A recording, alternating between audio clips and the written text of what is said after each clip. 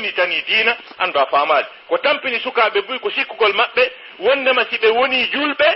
be woni fewbe hare be won timawbe ko don be trompi anda da wawi wonde suka gondindu juldo ta ko suka hara daka université da wadde médecine ta safala habbay dande wada cravate tawa hay nama feccata nun na problème no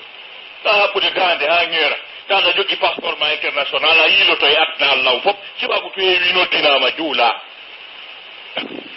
janga alqur'ana hunjoda benen min bukko dire suka be européen be ewbe Macédonie gagné Bulgarie européen be oya concours international mo yawno Iran sa yibe ko presque tumbe wadi ko qur'ana be fofata na jangugol go qur'ana ayne ngari etten kambe fofa ende woni on faami taw pus ko men min dawbe burma andude siko fikul islami be jannati tay ko lugal arabia be jannati siko qur'ana dum kan hammita ka be yaari donc don be trompi donc haray suka be hino nodda faade dum yewten seeda fi toñe ko wi'a ko toñe mawdu fi toñe ko wiyete toñe kon ko ɗum wippirete français l'injustice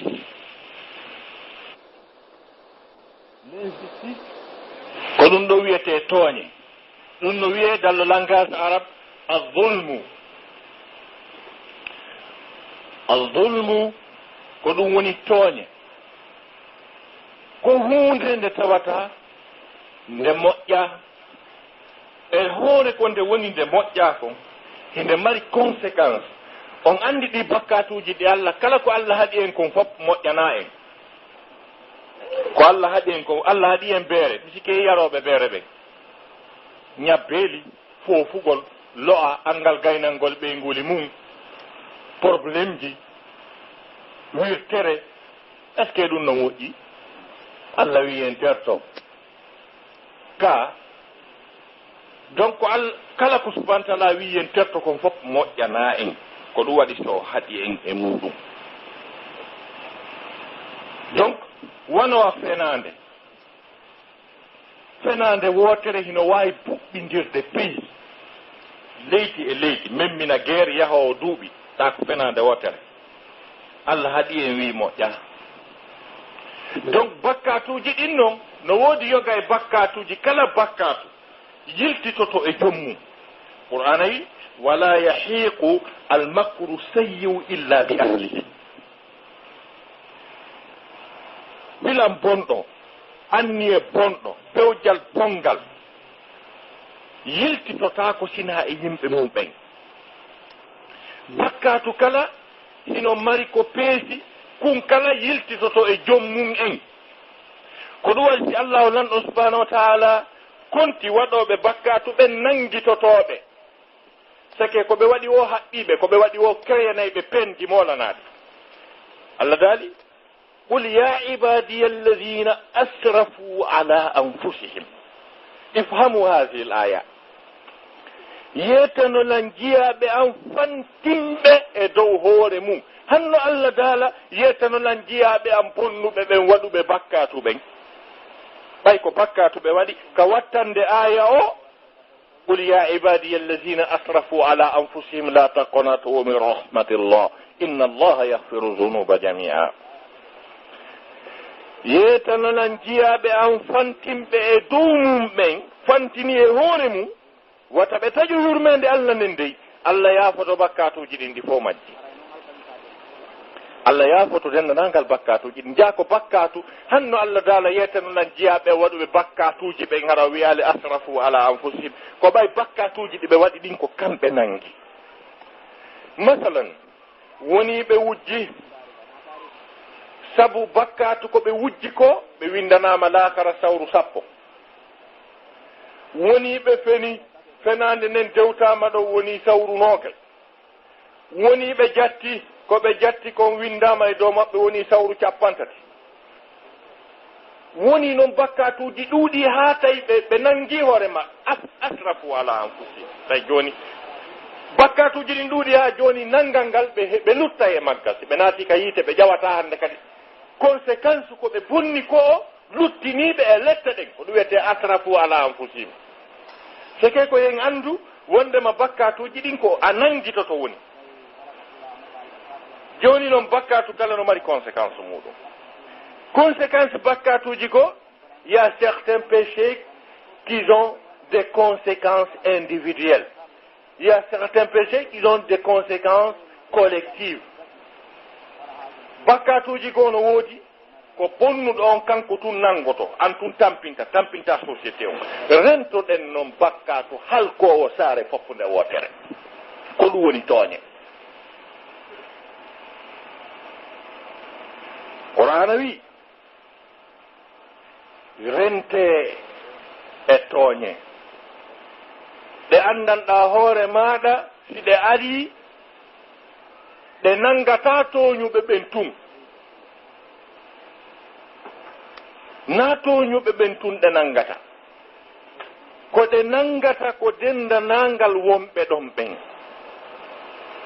ko ɗum ɗon conséquence tooñe ɗen ko ɗum non kala faalaɗo siɗa faala an ya ɓuttin tedda hara a piyatake a yennatake a wikkatake terto tooñugol sabu conséquence tooñe ko wonɗa tooñete kon artay e ma nangete laabi ɗiɗi nangete ka aduna ga nangoye kadi noon laakhara kadi ولنذيقنهم العذاب الأدنى دون العذاب الأكبر من ميمنيبه لتغادين harana lefte janeden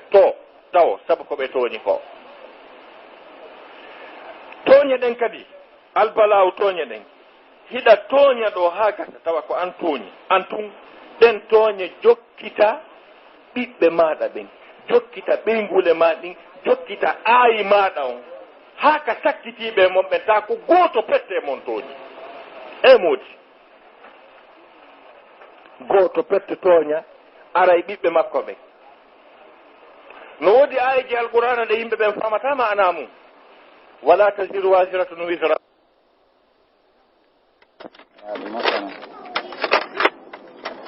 hiite o yalti Irak o seppi pays e pays o seppi hakkunde Irak e Égypte o ari Égypte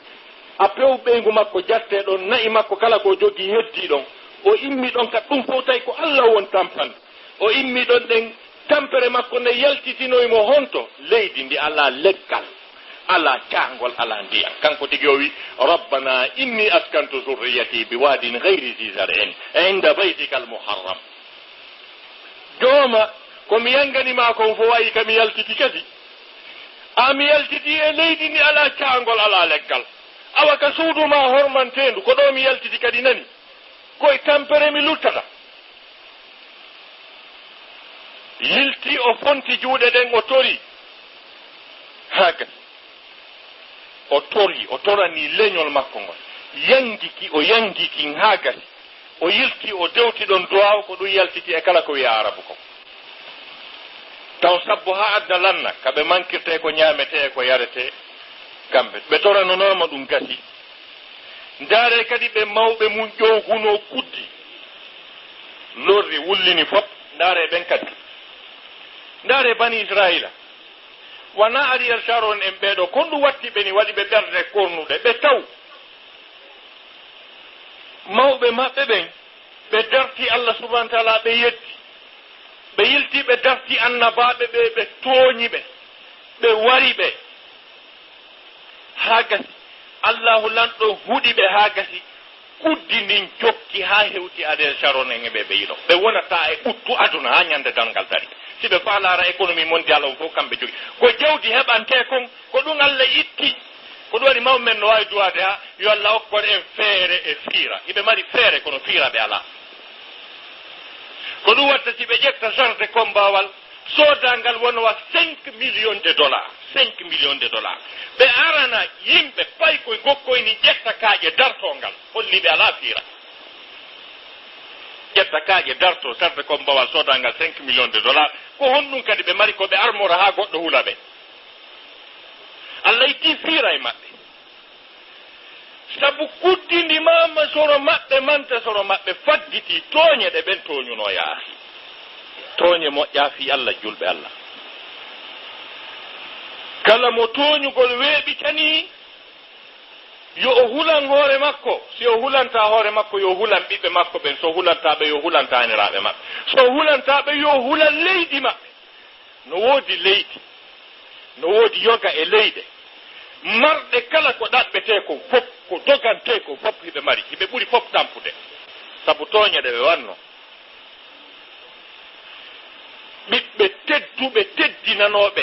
dogeteɓe ka mum ɓe torano yimɓe ɓen allah allah jaabina ɗon sikka si ɓeɓɓe ɓen huttama hirsama ɗon sikka murandu yaway hentade ta fof nde ɗum no waɗayno foppuno kella si yimɓe nangi tooñugol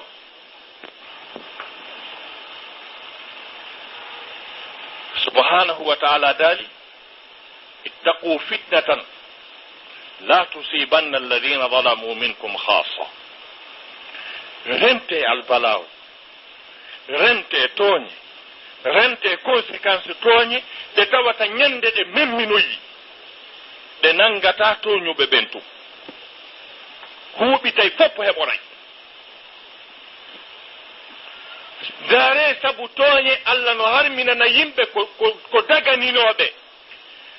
fa bi zulmin min alladina haadu harramna alayhim tayibati mimma razaqnahum allah daali ko sabu tooñe ɓe yimɓe ɓe andana hoore ma alyahudaɓe sabu ko ɓe tooñi ko min harminani ɓe hay ko min daginannoɓe ha hande ɗum no heddi a yeeɗo goɗɗo jogiiɗo magasin jiya e are jogii entreprise ji ɗi ɓuri mum ala chiffre d'affaire makko ko milliard ji allah no mooɓi miskino hoy ɗongal e wakkande ɗum no iwtiri ɓaawo ɗon ɗum no wiya ɗon patron rondina yimɓe ɓe tippina contenaire bamba fawa ga tippina naata ka magasin fof hara ɓe lakka haa gasa ɓe inna ko honno o inna yehe aron janngo inna lillahi wa inna ilayhi rajiun nelaɗo sa salama maaki si a gollini neɗɗo wata lakkere makko nde yooru a yoɓaali mo bani adama sorna ɓaawo mum rondo tippina contenaire na o masin ko ƴiƴam e tew woni e makko tippina haa lanna wiya ko honno noon ko halduɗen kon yehe aron janko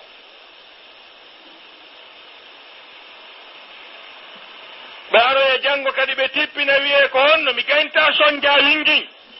en he patron hakke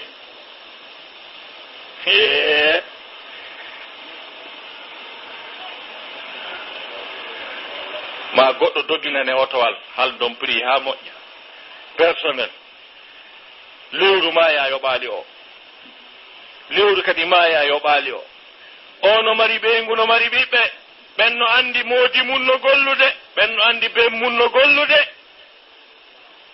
o ƴentoya ɗum ha gas gawa men ɗum ko yawre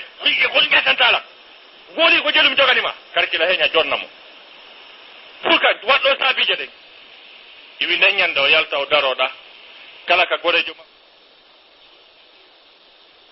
heɓe yaltinino lan subhanallah an a janngali haqqe wondema sa yaltinay goɗɗo ka o heɓata dépense makko a avertisay mo lebbi tati hara o heɓiri nokku goo taw konto o heɓata kadi ka o naata o heɓa ko ñaama awo ber ko woni yangade o tampa ko ɗum foppu no juurude juura e ma ko ɗum waɗi yimɓe buus tawa no woodi hino ɗon kono fa bi jurmi min alladina haadu harramna alayhim tayibati mimma razaqnahum ta fof no woodi kono memata hunde woɓɓe goo toñino allah harminaniɓe ko daganiɓe kon ha joni no heddi wannota direct kono no wawi wonirde alhaal ta sa memi a yahi sabu tooñe ɗe moɓuɗa e anda ka yiwi kam wofijir tooñe tertagol tooñe c'est dans ton propre intérêt par ce que répercutay artay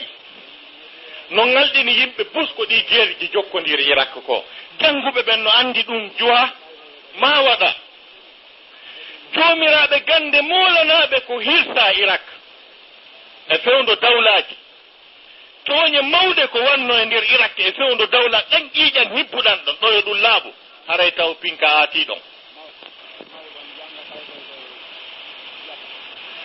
ƴiiƴan tooñaaɗo accay batte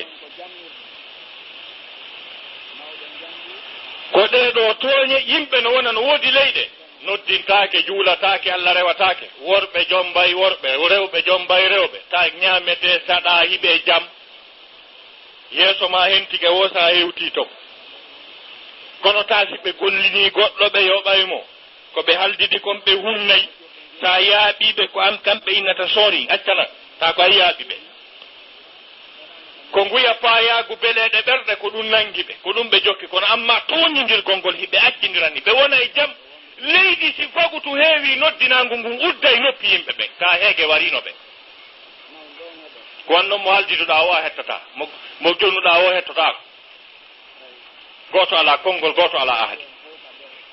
ko nanata ko mi lancimo hoore nde onno a fusuno hoore nde hin fusuno nde anda ko hoore ma nen tigi fusidiɗa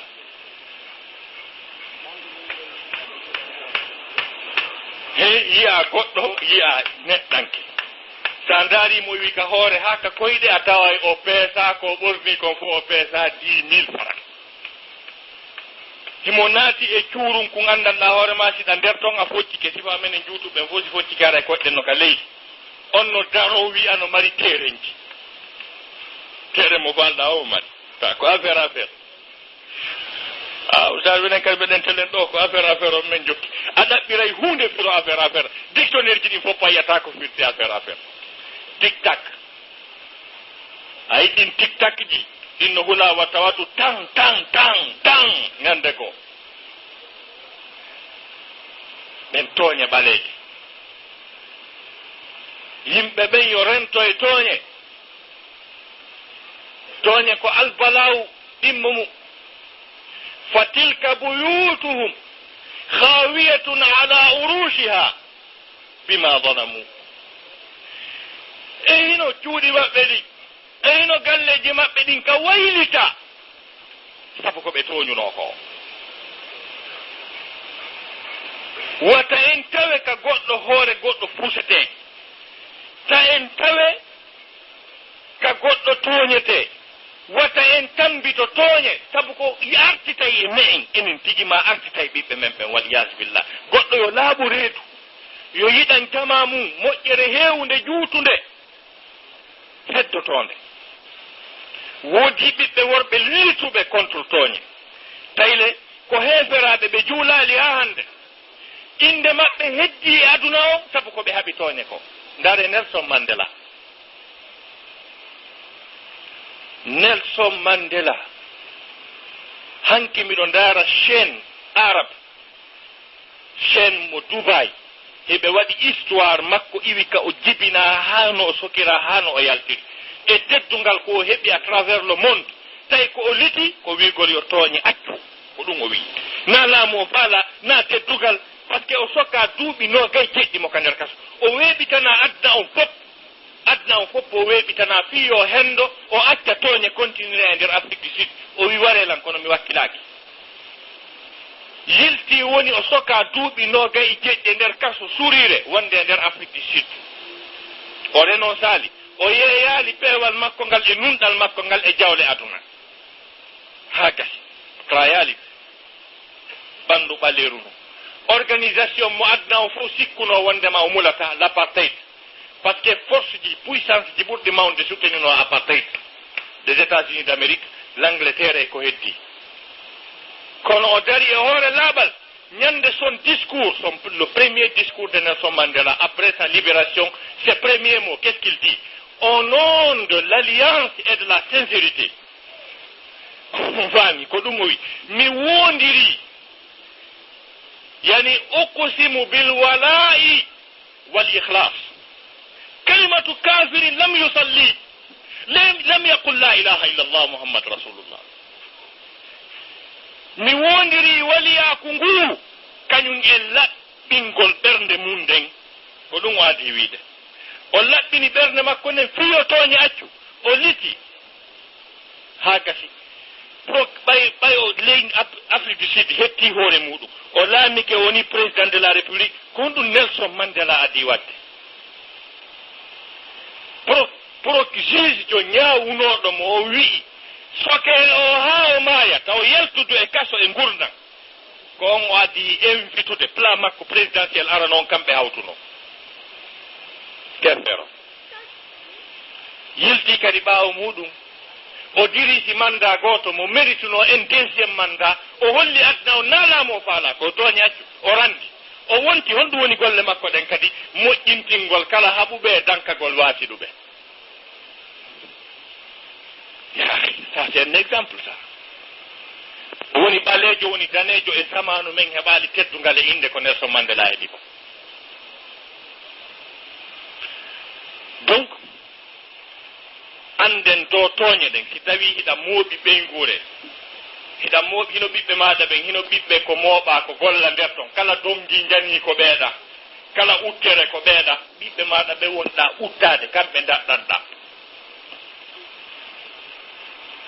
nde tooñe ɗen no yaltita o ɓay pellet wallahi tooñe ɗen ma Allah regila ɗe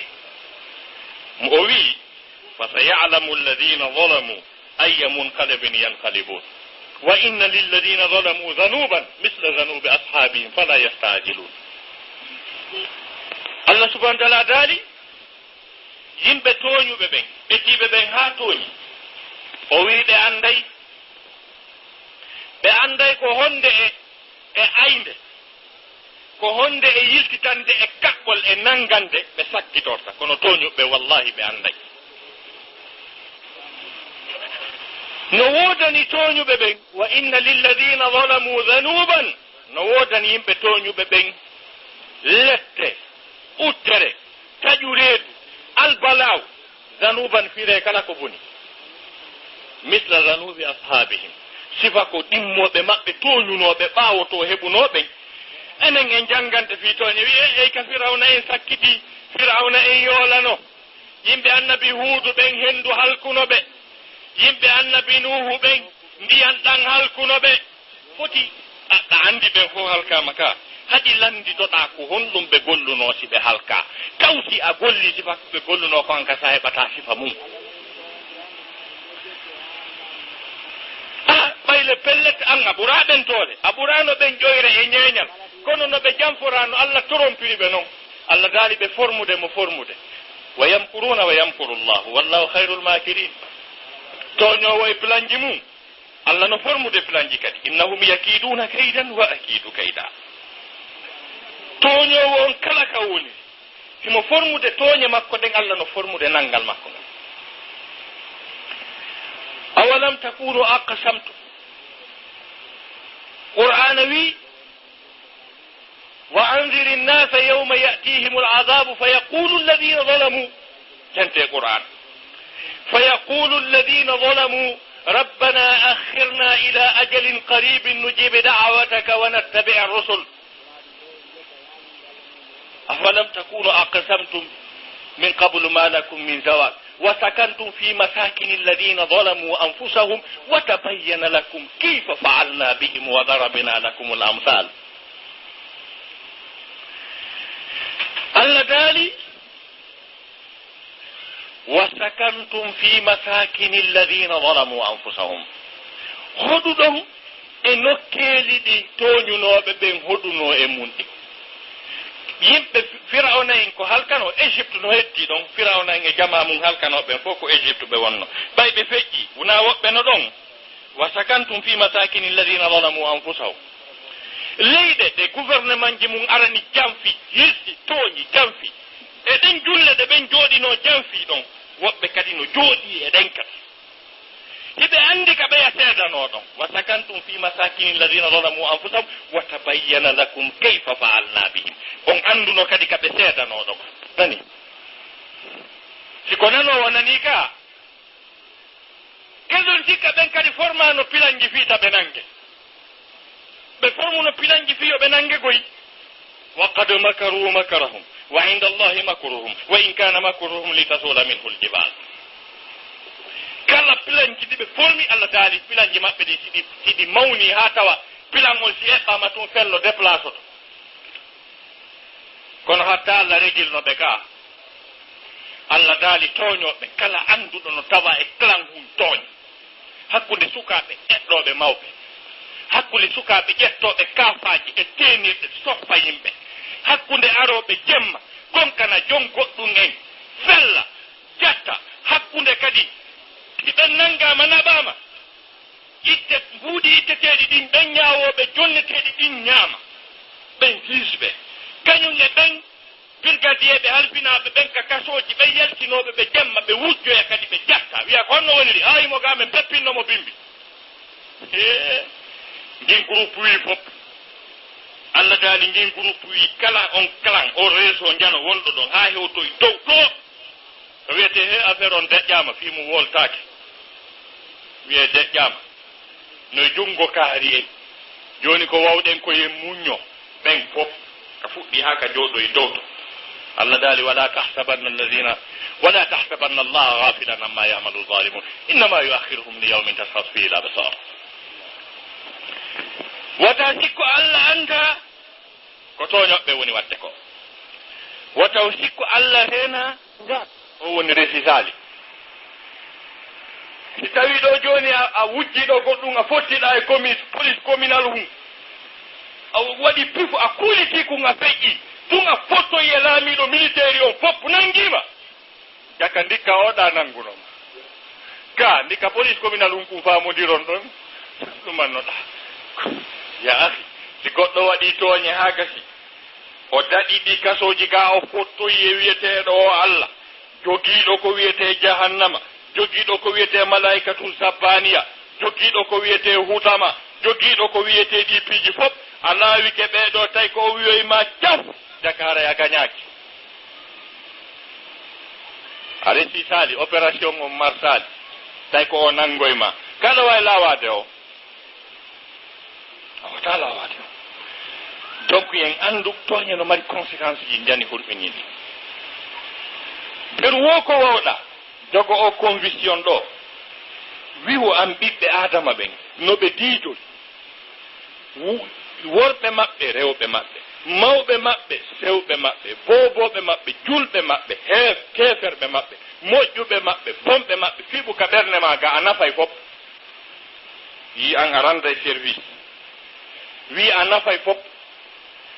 adoroɗa ɗum ɗo ta jokki ha marsali a wawali nafude fof desido a lorrata hay goto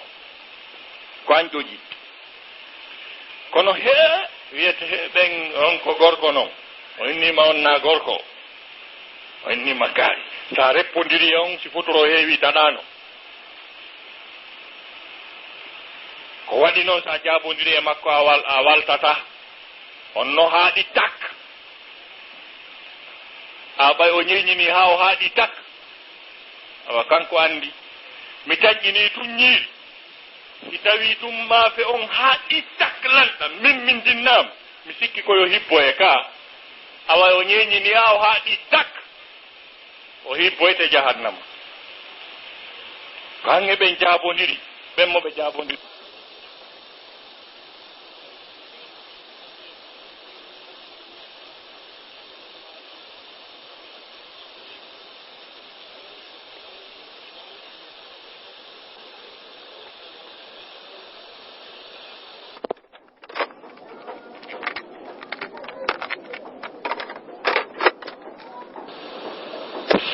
الرسول صلى الله عليه وسلم يقول في حديث القدس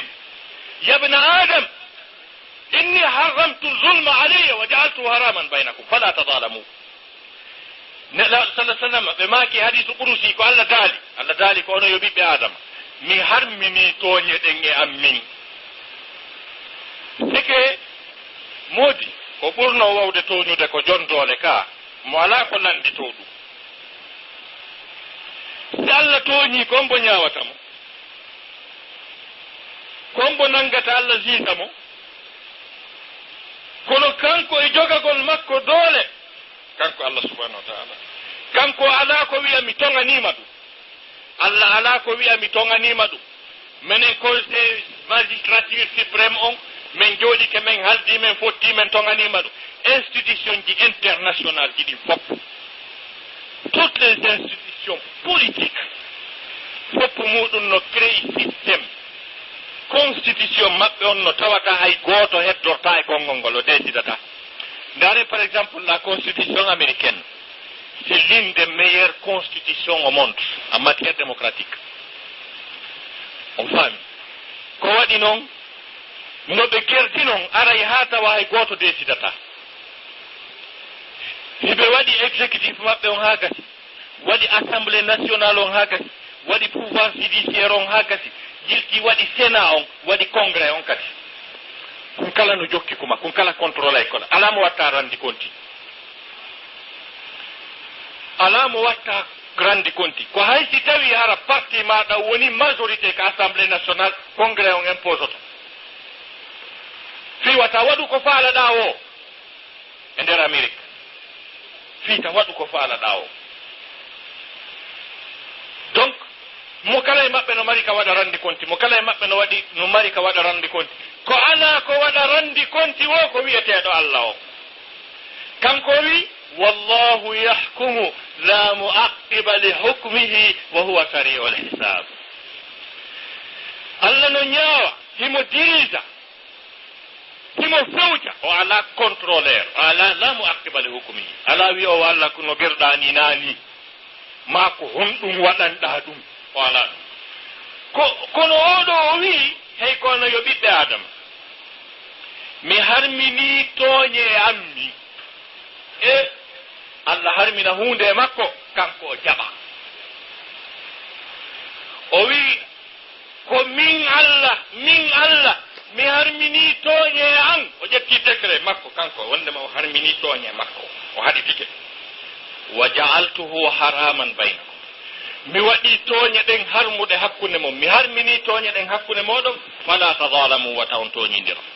Kanko Allah subhanahu wa ta'ala wawnoɗo tooñude yalta pus, o jaɓi kanko o tooñata. An ko no susirɗa tooñugol, en mbanɗa wakkiline, en mba tooñe no ɗuuɗi.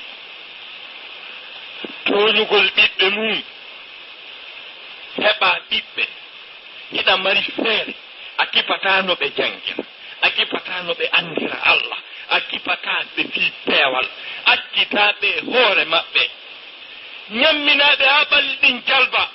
ɓe jogina otoje ɗe ɓe faala, ɓe yalta samedi ɓe waaloya ɓe yara, ɓe bonda oto wangal, arta wiya ko jelu kuti régila fop wiya taw wattu ɗum nani mi haɗi on ne, a toni ɓiɓɓe ma ɓen, a tafi bandi a accitani aduna o. Ma o hiɗa jogii feere, an a yaha e restaurant ñaama ko faalaɗa, wallinana ɓeygure ma nden dépense ko fuɗɗotaako, ɓe yara kafe ɗe ala ɓira, ɓe ñaama ñiiri waltundi heege wara ɓe ko yiɗa ono wela ha siññini, ɓeɗa mari million ji ɗin ka banque, an koye hakkunde avion walla hakkunde hôtel e hôtel. ɗon kadi ko goɗɗum gono ɗum kan no waali ɗon. hiɗa saltinira coñci no faaliraɗa, ɓiɓɓe ma fof ko coñci seekiɗi, ɓeyguli ma fof wuppino ha fungidike coñci muɗum, a holtintaɓe a haajaka, ɗum kadi ko tooñe goo noon ceerno. ɓe sifa ɗum e sifa ɗum, mo kala no tooñude a son niveau, ko honno ɗe tooñe fof moɓodirta sikke wona e jaam. Allah wi nanngay tooñuɓɓen, falanatullahi ala zalimina, ɗen janngude ɗum ko jalla ndi woni e tooñoɓɓe, sikka ko ɓeyato hara ange hoorema an fiinuɗo on ɗa nder ton, heeɗi ɓenno nder ton, foppuno nder ton, foppuno nder kanal tooñe ɗen, waliyadu billah. tooñe Allah daali kala ñeeñinɗo tawoyimo laakara no tooñi, wa man yadlim minkum nuziquhu adaban kabira. kala e mon tooñuɗo mi meminaymo lette moolanaɗe, aya goo wa qad khaba man hamala zulma. kala arɗo laakara tawino ko tooñe o rondi, Allah daali o perdi, sabu Allah ewni la zulma al yawm, tooñe ala hande dey, affaire kadi wattake. oɗa nanga piteren o haa gasa ɓe alta haa ɓe fotta,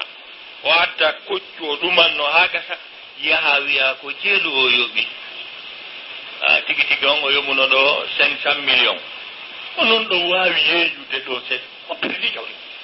mi waɗi 1 milliard, jonna 1 milliard,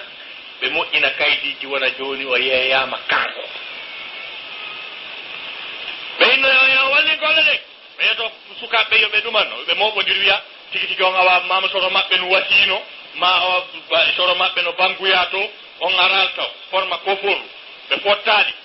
piire gorto gardanne hara ko julɗo ɗimmo makko mo juulidata ko on formoye koforu ndu jemma nela sallamaki wata goɗɗo e mon yeeyi e ngeyi usiɗɗo muɗum ko hadi selluɗo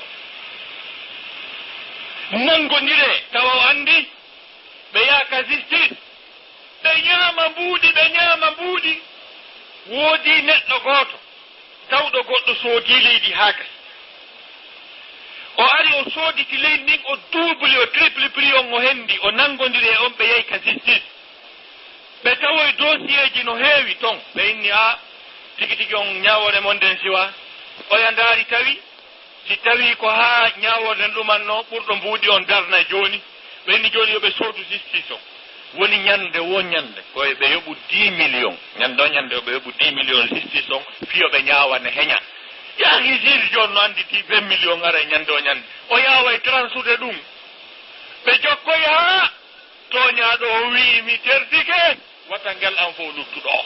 o ya howi darni o yilto kadi o juula on ara wiya allahu akbar wallahi o haawiti o wi allahu akbar modi ko bandi ko allah accimmiɗo ha jooni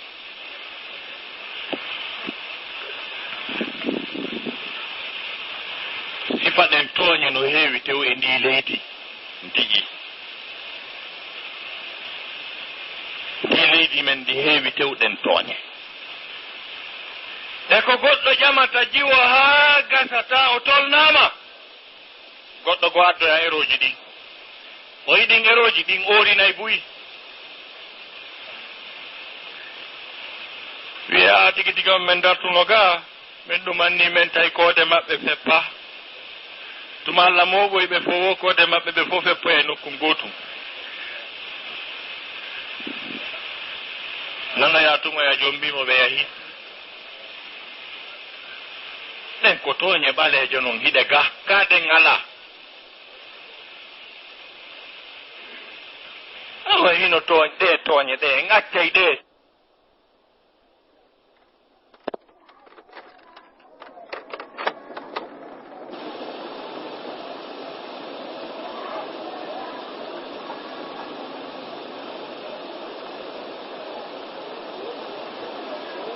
كلمة أقولها هنا خالصة لوجه الله الكريم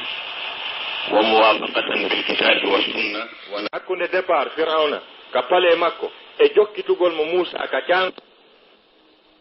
parmi les stars il y a les stars sabna gondim beben ko be star min al mu'minin rijalun hebi ke gondim beben worbe sadaqu bima ahadu Allah alayhi فمنهم من قضى نهبه ومنهم من ينتظر وما بدلوا تبديلا اللذال من المؤمنين هبك اغنم ببه رجال وربه صدقوا ما عاهدوا الله عليه كم ببه غونغينو كوبه عهدينو اي الله كو فمنهم من قضى نهبه نعم بفئم به ومنهم من ينتظر نعم بورو به هديبه bayno maɓɓe wuuruɓe e titaweɗa e ɓe wuuruɓe e gonɗimɓe worɓe gonɗimɓe ɓe min almuminina rijalun sadaqu ma ahadullah alayh fa minhum man qada nahba wa minhum man yantadir wama baddalu tabdila ɓe wattitano ko ɓe haldidano ko hollugol e wonnema ko woni teddungal ngal ko woni mangu ngun ko heddoto ko woni gorgu ngun ko la ilaha illallah muhammad rasulullah mi jonna exemple e portojo goto Napoléon Bonaparte oɗo ko hérojo lanɗo molanaɗo France e nder Europe on fof ɓe heɓali lanɗo hay e goto wona Allemagne wona Grèce wona Angleterre e nder continent européen on fof heɓaki ɓiɗɗo gorko lanɗo jonnuɗo Europe teddungal mungal ha hewti Napoléon Bonaparte il fit roi français o dari o jogiti France o nangi leyɗe wonɗe takko France ɗen fof o hawtiti o waɗi France empire molanaɗo o yehi ha o nangoye feccere riisi o jogiti o waɗi e nder empire makko o jeri ko faala porto yiɗa yo gooto ɓuru fof ɓe yiɗa ɗum ɓe yilti ɓe haldidi e hoore makko ɓe jiwndimo ɓe nangimo ɓay ɓe nangimo ɓe tawi o jogiiɗo waɗeɗo doole jogiiɗo wangal gandal wa o faamu wawɗo jogitaade Europe fof haa nango yariisi o na wareteeɗo o piyataake yennataake o warataake kadi ɓe ƴettimo ɓe ndaari iilhu ngo wonkun e nder Gabon ɓe aménaganimo ɗon kaso haa moƴƴi tawi ko faala wono toon ɓe addi ɓe sokkimo toon ɓenni won ɗo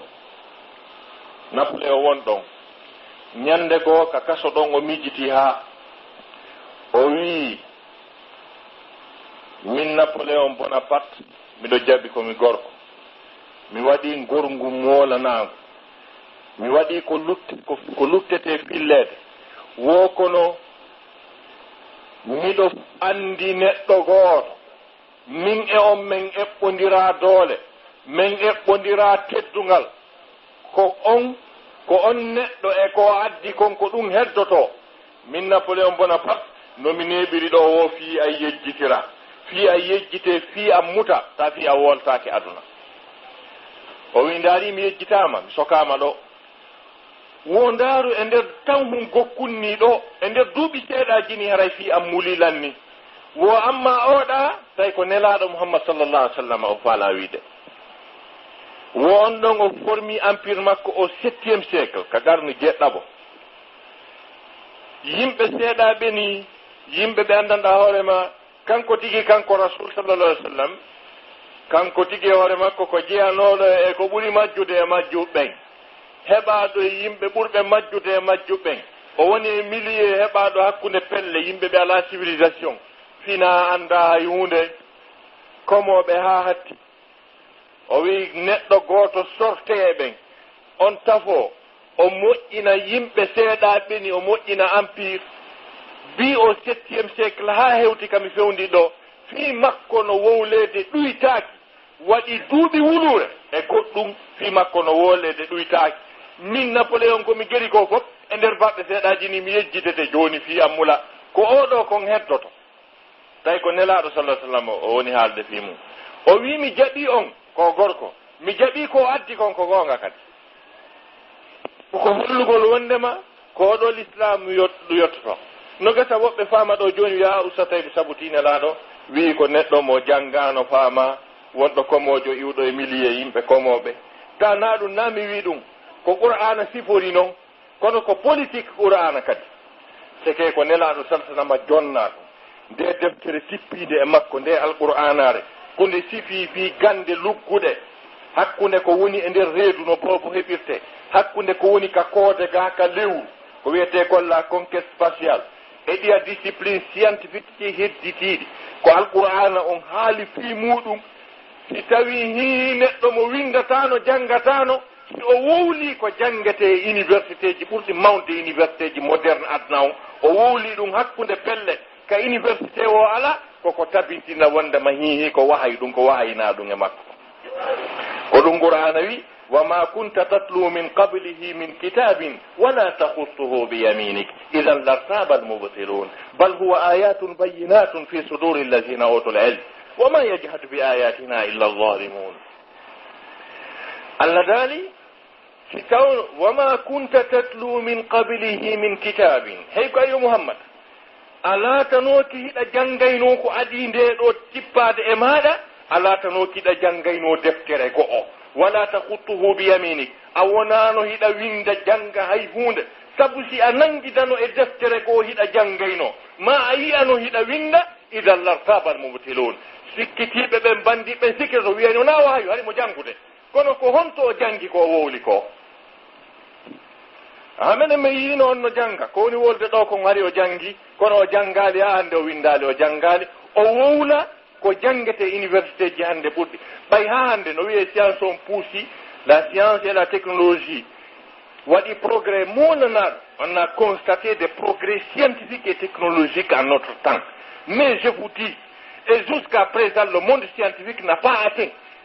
comment dirais le tiers de ce que le Coran a signalé en matière de science ha hande Qur'an on no hecci science o ko science on ari ko fof moƴƴini avion je moƴƴini fusée yehi ka lewru hewtaali taw ka holɓundere gande ko woni e qur'ana ko memal taw nde mema ka taw kande wonɗon ko ɗum waɗi si oɗo ceerno men molanaɗo a cheikh mouhammad al moutawalli a sharawi o wi wondema nde alqur'ana are nde wi o ton kono neɓirta noon nde yaltirta ko woni e mayre ko wala ta'lamunna nabahu ba'da hin on anda ko woni e mayre kon no neɓirta noon kanko ko ɗum o wi donc haray ko ɗum waɗi si ɗen wi'a wondema oɗo la ilaha illallah muhammad rasulullah tawi wattitir o hay fus ala hay hunde ko foti e o kono a yii ko allah jogii kanko jonnata no sendiri ni ɗe jawle e ngulaamu e ko heddi kon ko noon kadi o sendiri kadi peewal ngal e alqur'ana o kadi aljanna ko heɓorta ko peewal ɗon sendi kanko jonnata wa in min shay'in illa indana khaza'inuhu wa ma nunazziluhu illa biqadarin ma'lum ko allah sendata arsike senda jawdi senda laamu senda cellal senda duuɓi ka aduna ka wa kadhalika kadi kala kada kadi kanko sendata parcelle ji ɗin ton kañum e étage ji ɗin e nemaji ɗin ton kanko sendata kanko jeyɗi ɗiɗi noon wa inna lana lal akhirata wal ula minin jeyi fof kanko sendata o wi o sendi o fonnaali towo gawo انظر كيف فضلنا بعضهم على بعض ولا الآخرة أكبر درجات وأكبر تفضيلا الله دالي داري ko honno mi sendindiri hakkude gaade mi fonnali ko to kadi ɓuri ko kanko jogi kanko jonnata wallahi harano o hunjagol alqur'ana faama ma'naaji alqur'ana ɗen ko wi ko tabita e peewal ngal hara ɗum kadi ko mbuuɗi hara ko siini yahante ɗum joomiraɓe gande ɓen fopta ko gande science ha luggoy alqur'an on settaniɓe peewal allah daali wa yara alladina utul ilma allazi unzila ilayka min rabbika huwa alhaq wa yahdi ila sirati alazizi alhamid ɓen yimɓe okkaɓe gandal ɓen hino yiino andi ko ari e maɗa ko ko gonga sono kala yiyey ɗum ndaare ɗi safanji molanaɗi le célèbre savant anglais tawanoɗo e inspecteur ɓe yahunoɓe ɓe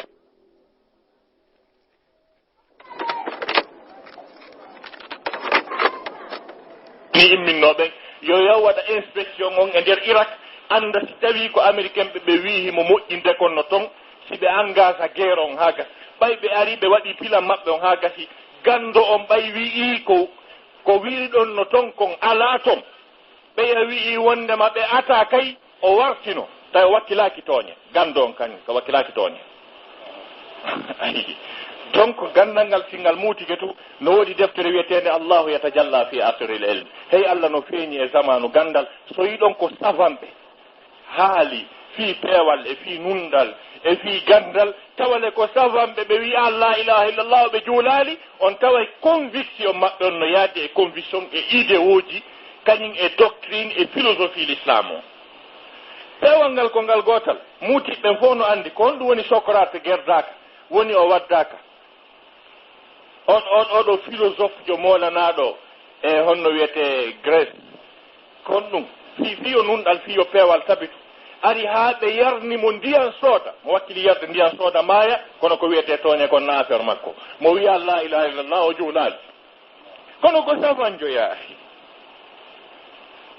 donc on fala wiwde ko wondema haray sukaɓe yoɓe andu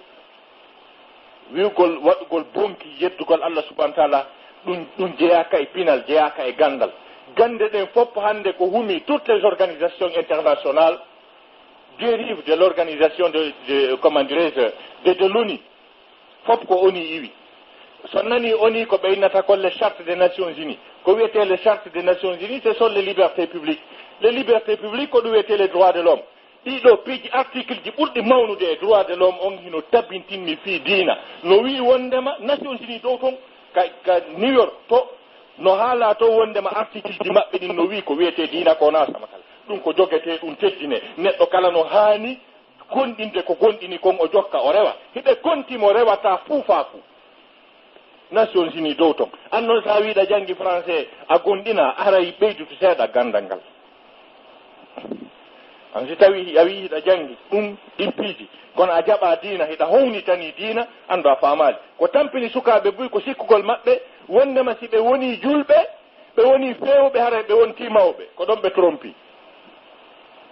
annda ɗa waawi wonde suka gonɗinɗo julɗo ta ko suka hara ɗaka université ɗa wadde médecine ta